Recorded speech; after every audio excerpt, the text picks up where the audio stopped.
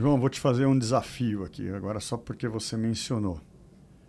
Explica para quem não é médico, oncologista, para quem não é médico, qual que é a diferença de imunoterapia e terapia-alvo? O que é isso que você falou?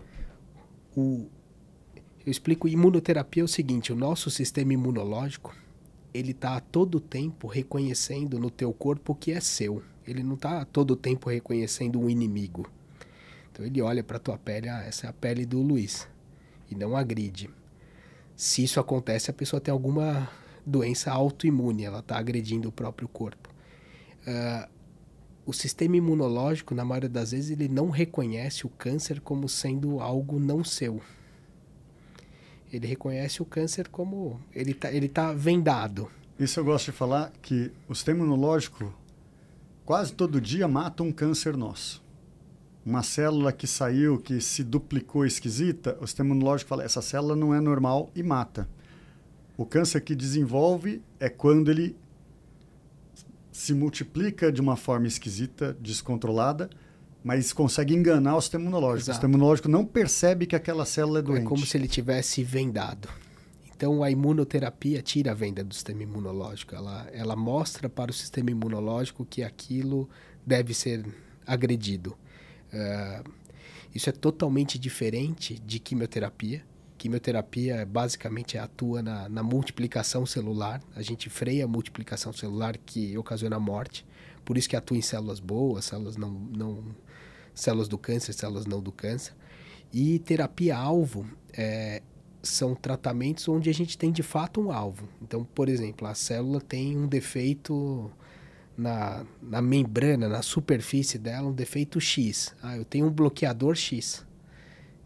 A pessoa toma e ele vai atuar naquele receptor da célula. Você não tenta terapia-alvo para todo mundo, então? Não, a pessoa tem que ter aquele defeito, entre aspas. Você tira um pedaço do tumor e procura alguns alvos que a gente sabe que existem, e se a pessoa tiver um daqueles alvos que existe o tratamento para ele, daí você usa, independente se é tumor de estômago, tumor de mama, se aquele alvo acontece no tumor de mama ou no tumor de estômago, você pode usar esse remédio.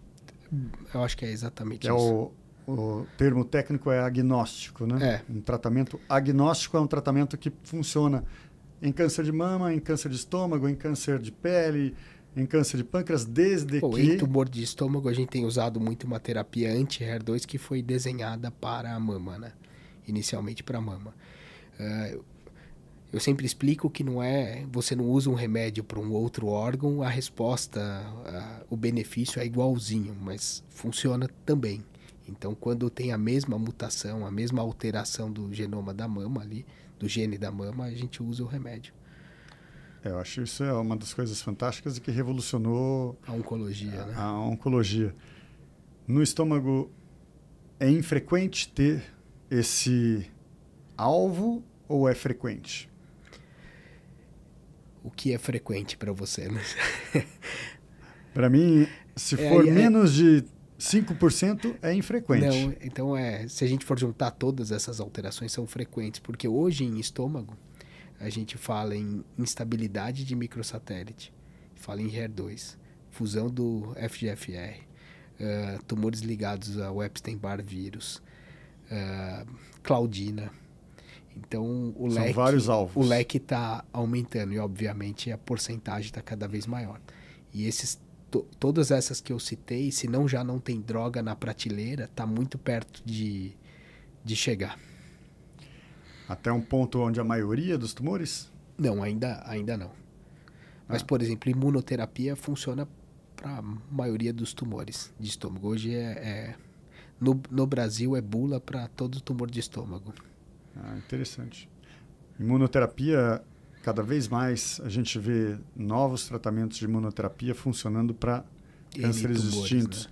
Né? Poucos cânceres, acho que o estômago talvez seja um que evoluiu e pâncreas ficou parado, né?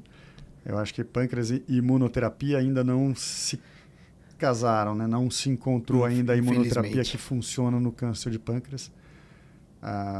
No estômago, então, a gente já teve a imunoterapia entrando como um avanço. João, Em relação ao câncer de estômago, é comum isso estar numa família?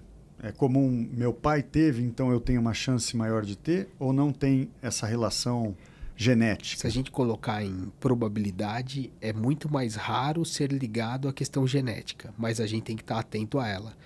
Eu acho que de modo geral, isso não vou falar só para estômago, para não ficar tão técnico, mas se você tem na tua família algum caso de estômago que aconteceu numa idade jovem, que a gente considera aí abaixo de 50 anos, se você tem muitos tipos de câncer na tua família, do mesmo lado da tua família, ou se tem alguém que teve 2 cânceres no mesmo indivíduo, na mesma pessoa, acho que já acende uma lanterna para a gente prestar atenção em algum desses casos de tumores hereditários.